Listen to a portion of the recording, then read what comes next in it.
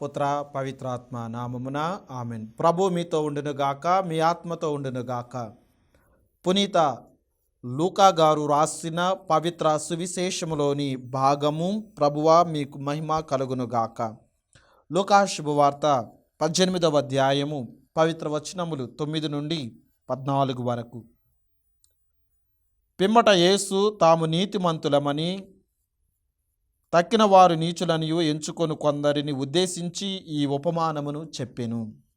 ప్రార్థనకై 2 దేవాలయమునకు వెళ్ళిరి. ఒకరు పరిసయుడు, మరొకడు సుంకరి.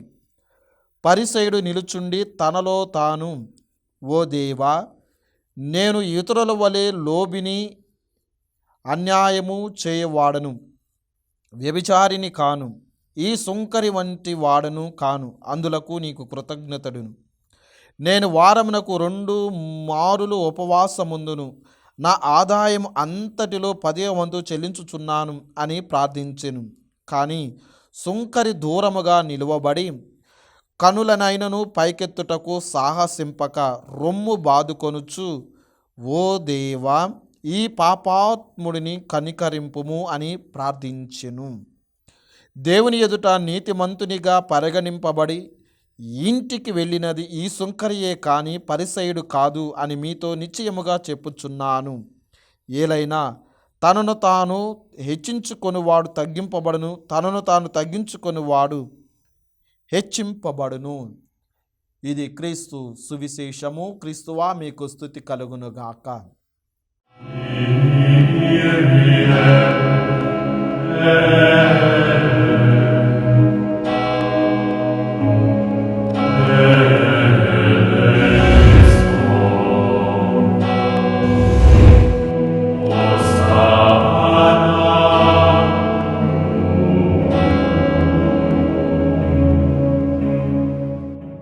క్రీస్తునాథుని యందు ప్రియ సహోదరి సహోదరులారా, దివ్యవాణి ప్రేక్షకులారా, మరీ ముఖ్యముగా క్రీస్తు సందేశమును ఆలకిస్తూ వీక్షిస్తూ ఉన్న ప్రియ విశ్వాసులారా, మీ అందరికీ ప్రభు అయిన యేసుక్రీస్తు పరిశుద్ధ దివ్య నామములో శుభాభివందనములు తెలియజేస్తూ ఉన్నాం.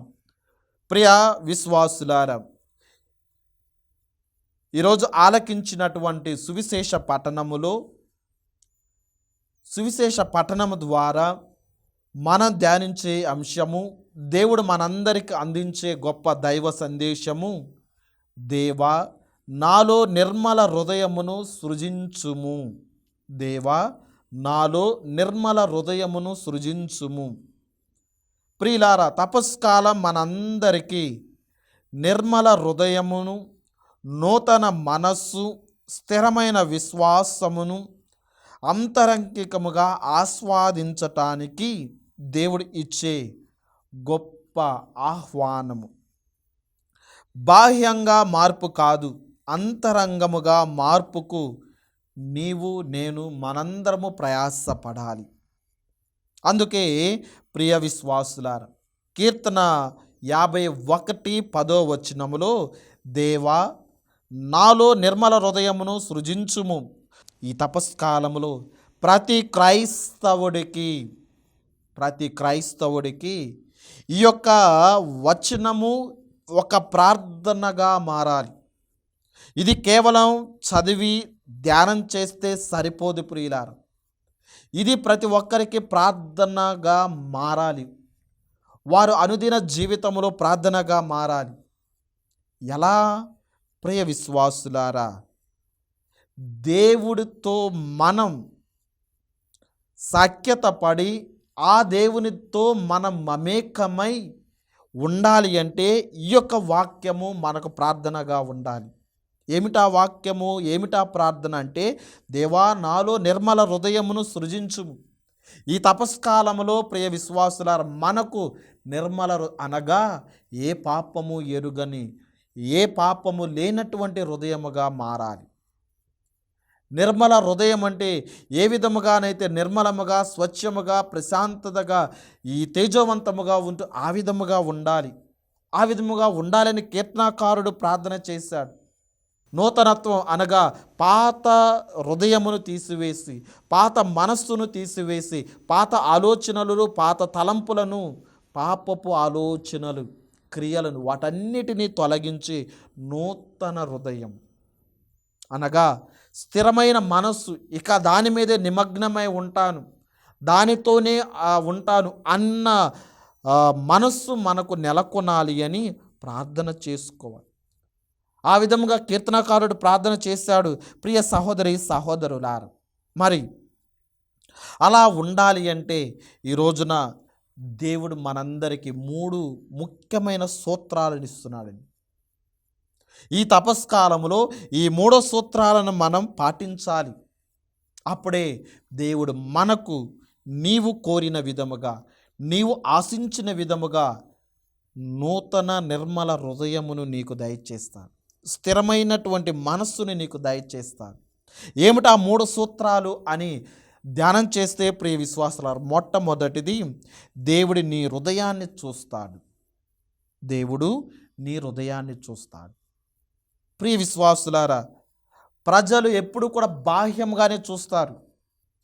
ప్రజలు నీ యొక్క ఎత్తును, నీ యొక్క అందచందాలను లేదా నీ యొక్క బాహ్య సౌందర్యాన్ని మాత్రమే చూస్తారు. కానీ దేవుడు నీ హృదయాన్ని చూస్తాడు. ప్రజలు నీ యొక్క అభివృద్ధిని చూస్తారు, లేదా ప్రజలు నీ యొక్క ప్రయోజనాన్ని చూస్తారు. కానీ దేవుడు మాత్రము నీ అంతరంగమును చూస్తాడు, నీ హృదయమును చూస్తాడు. ప్రజలు చూచిన విధముగా దేవుడు చూడడు. ప్రియ సహోదరి సహోదరులారా, ప్రజలు ఎప్పుడు కూడా నీ ముఖాన్ని చూడవచ్చు, నీ బట్టలను చూడవచ్చు, లేదా వాళ్ళకి కనపడే కార్యాలు మాత్రమే చూడవచ్చు. కానీ దేవుడు నీ హృదయమును చూస్తూ ఉన్నాడు అన్న విషయాన్ని జ్ఞాపకం ఉంచుకో.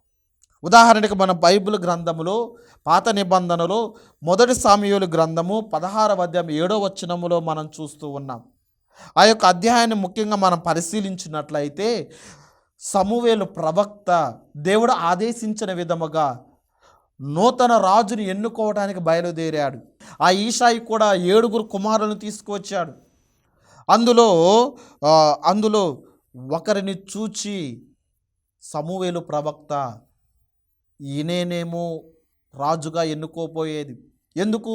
ఆయన ఆ రాజుకు కావలసినటువంటి బాహ్యముగా ఎత్తు, ఆ రాజుకు కావలసినటువంటి బలము, శక్తి, ఇవన్నీ కూడా బాహ్యముగా సమూయేలు ప్రవక్త చూస్తున్నాడు.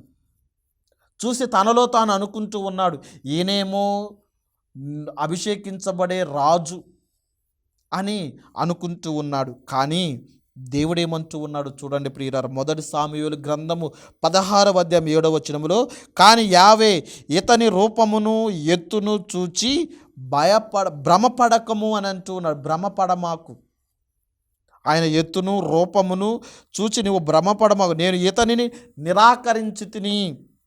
చూడండి ప్రియులారా, సమూయేలు ప్రవక్త ఏమో ఈయనేమో కావాలని భ్రమపడుతూ ఉన్నాడు. దేవుడేమో ఇతనిని చూచి, ఎత్తును చూచి నువ్వు భ్రమపడబాకు, ఇతని రూపాన్ని చూచి, బాహ్య రూపాన్ని చూచి నువ్వు భ్రమపడబాకు, నేను ఇతనిని నిరాకరించి తిని. దేవుడు నరుడు చూచిన చూపుతో చూడడు, నరుడు వెలుపలి రూపమును మాత్రమే చూచును, కానీ దేవుడు హృదయమును అవలోకించును అనగా హృదయాన్ని దేవుడు చూస్తూ ఉన్నాడు. ప్రియ సహోదరి సహోదరులారా, ఈ విధముగా సమూయేలు ప్రవక్త మరలా అడుగుతూ ఉన్నాడు. ప్రియులారా, ఏమని అడుగుతూ ఉన్నాడు? నీ కుమారులు వీరేనా, మరొకరు ఉన్నారా? అప్పుడు ఈషాయి అంటూ ఉన్న, నా కుమారుడు చివరి కుమారుడు గొర్రెలు కాస్తూ ఉన్నాడు. మరి చూడండి ప్రియ విశ్వాసులారా, దేవుడు ఆ దావీదును, గొర్రెలు కాచుకునే ఆ దావీదును రాజుగా ఎన్నుకోమంటూ ఉన్నాడు. అంటే దేవుడు హృదయాన్ని చూస్తూ ఉన్నాడు. ఈరోజు నిన్ను నన్ను కూడా ప్రియ విశ్వాసులారా, బాహ్యంగా ప్రజలు మనను పరీక్షించవచ్చు, బాహ్యంగా మనలను చూచి ఒక నిర్ధారణకు రావచ్చు, బాహ్యముగా మన యొక్క వేషధారాన్ని చూచి ఒక నిర్ధారణకు రావచ్చు, బాహ్యముగా మనం మాట్లాడే మాటలను చూచి వారు మన గురించి ఒక నిర్ధారణకు రావచ్చు. వారు ఎన్ని నిర్ధారణలకు వచ్చినా, వారు ఎన్ని విధముగా మాట్లాడినా, ఎన్ని విధాలుగా వారు ఊహించుకొని భ్రమపడినా నువ్వు భయపడమాకు. ఎందుకు? దేవుడు నీ హృదయాన్ని చూస్తూ ఉన్నాడు. దేవుడు మనందరి హృదయాన్ని చూస్తూ ఉన్నాడు ప్రియ సహోదరి సహోదరులారు. అందుకే కీర్తన 139, 23, 24 వచనాలలో కూడా కీర్తనాకారుడు అంటూ ఉన్నాడు, దేవా నన్ను పరిశీలించి నా హృదయమును తెలుసుకొనుము. ఈరోజు నీవు నేను కూడా ఆ దావీదు మహారాజు వలె, ఆ కీర్తనాకారుడు వలె ప్రార్థన చేయి. దేవుడిని అడుగు. ఏమని? ఆ కీర్తనాకారుడు అడిగిన విధముగా, దేవా నన్ను పరిశీలించి నా హృదయమును తెలుసుకొనుము. దేవుడు హృదయమును ఎరిగిన దేవుడు, నీ హృదయమును ఎరిగిన దేవుడు, నీ కొరకు తన హృదయమును బల్లెంతో పొడిచినటువంటి దేవుడు మన మధ్య ఉన్నాడు ప్రియులారా. తన హృదయము నుండి కారినటువంటి ఆ రక్తము ఆ నీరుతో నిన్ను నన్ను దీవిస్తూ ఉన్నాడు ప్రియ విశ్వాసులారా. మరి దేవుడు నీ హృదయమును పరీక్షిస్తూ ఉన్నాడు. ఇంకా ఏమంటూ ఉన్నాడు కీర్తన? నన్ను పరీక్షించి నా ఆలోచనలను గుర్తింపుము. నా ఆలోచనలను గుర్తింపు. ఇంకా ముఖ్యమైనది 24వ వచనము ప్రియ విశ్వాసులారా, నాలో చెడు ఏమైనా ఉన్నదేమో చూడుము, శాశ్వత మార్గమును నన్ను నడిపింపు. ఈ తపస్కాలములో ఈ 40 రోజులు ఎప్పుడైతే మన తప్పిదములను మనం తెలుసుకొని పశ్చాత్తాప పడుతూ, ఆ పశ్చాత్తాప పడి మనము దేవునితో సఖ్యత పడి దేవుని క్షమాపణ పొందుకొని మనం రానున్న రోజులలో శాశ్వత మార్గములో నడవాలి. ఆ కీర్తనాకారుడు ఆ విధముగానే ప్రార్థన చేశాడండి.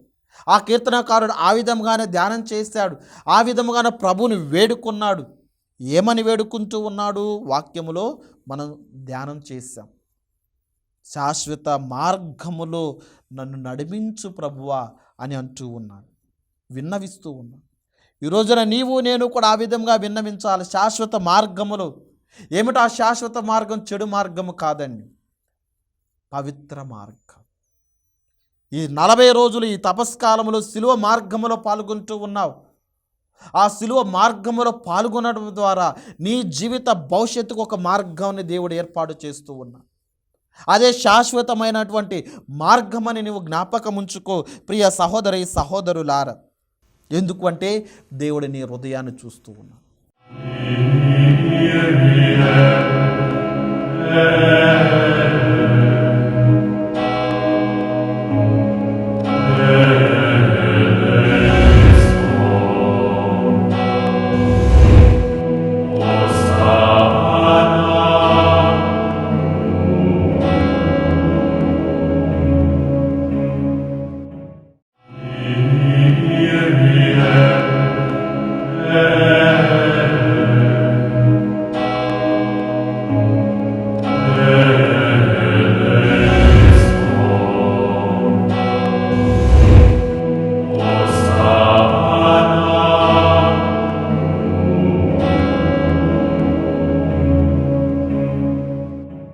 మనం చాలాసార్లు ఒక చిన్న కథను మనం వింటూ ఉంటాం. మరొకసారి జ్ఞాపకం చేస్తున్నాం. ఏమిటా కథ?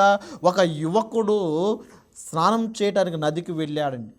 నదికి వెళ్ళి చక్కగా స్నానం చేసి బాహ్యంగా శుద్ధిని పొందుకొని వస్తూ ఆయన కంటికి ఒక రాయి కనబడుతూ ఉన్నది.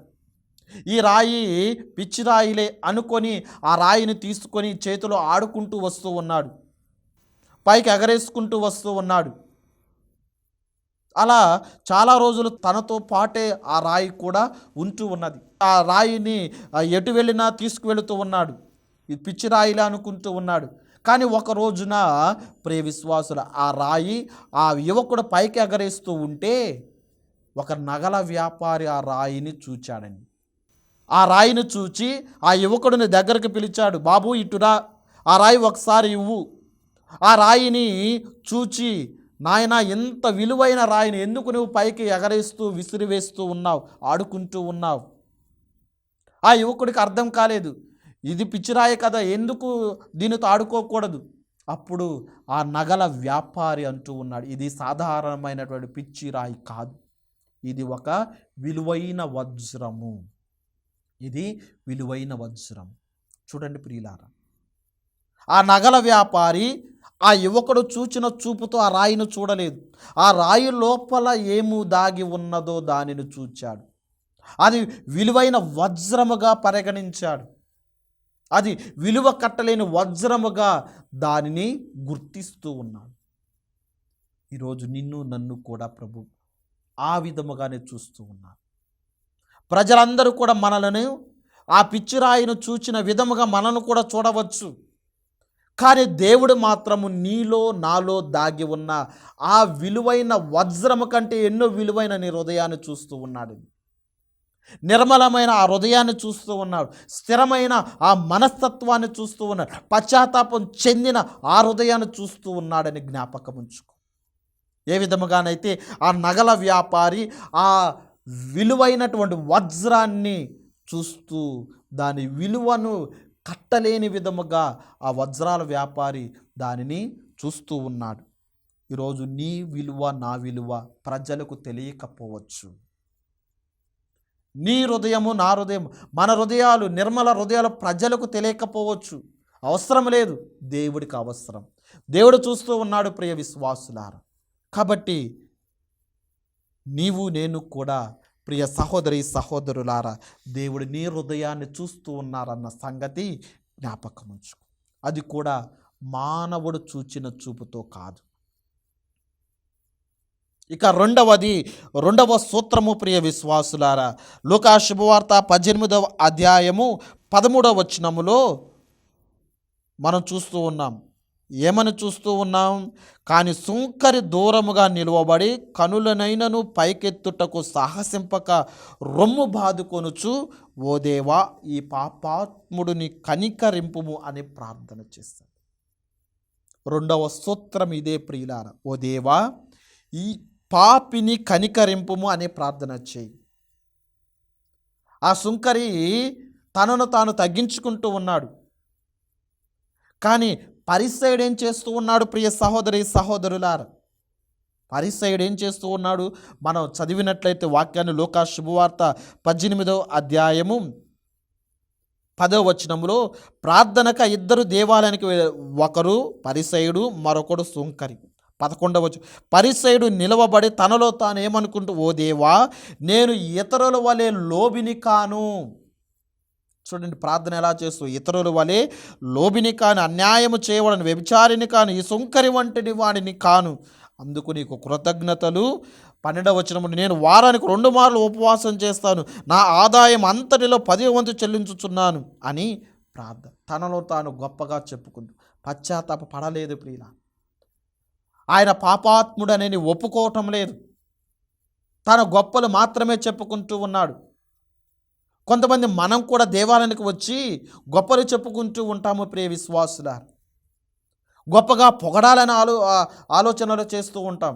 కొన్ని సందర్భాలలో కొన్ని విచారణ పండుగలు, గ్రామాల పండుగలు చేసినప్పుడు కొంతమంది పెద్దలు అడుగుతూ ఉంటారు ప్రియులారా, ఫాదర్ మా పేరు చెప్పలేదు, ఫాదర్ మాకు సన్మానం చేయలేదు, ఫాదర్ మేము అది ఇచ్చాము ఇది ఇచ్చాము, మా గురించి ఎందుకు చెప్పలేదు అని ఈ విధముగా అలిగేవారు ఉన్నారు, గొడవ పడేవారు ఉన్నారు ప్రియ విశ్వాసులారా.